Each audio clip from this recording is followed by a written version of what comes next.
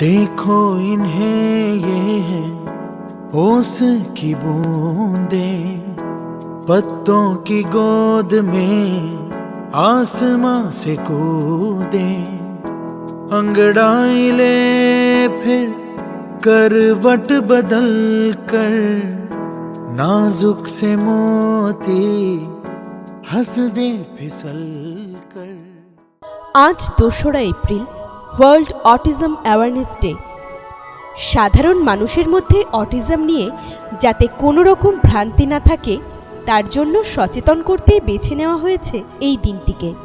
সেজন্যই আজ blossom special স্কুলের পক্ষ থেকে বিশেষ চাহিদা সম্পন্ন শিশুদের নিয়ে এই জনসচেতনতামূলক র্যালির আয়োজন করা হয়েছে।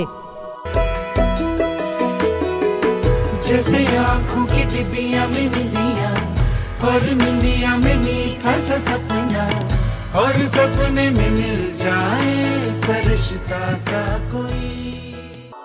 অটিজম কোনো রোগ নয়, এটি হলো একটি নিউরো ডেভেলপমেন্ট ডিসঅর্ডার যা কখনো কোনো চিকিৎসার মাধ্যমে সেরে যায় না। উপযুক্ত পরিবেশ এবং থেরাপির মাধ্যমে এরাও জীবনের মূল স্রোতে ফিরে আসতে পারে। এই অটিজম স্পেকট্রাম ডিসঅর্ডার শুরুতে ধরা পড়লে এবং দ্রুত বাচ্চাটিকে যথাযথ থেরাপি এবং ট্রেনিং দিলে তার পক্ষে স্বাভাবিক জীবনযাপন করা মোটেও অসম্ভব নয়।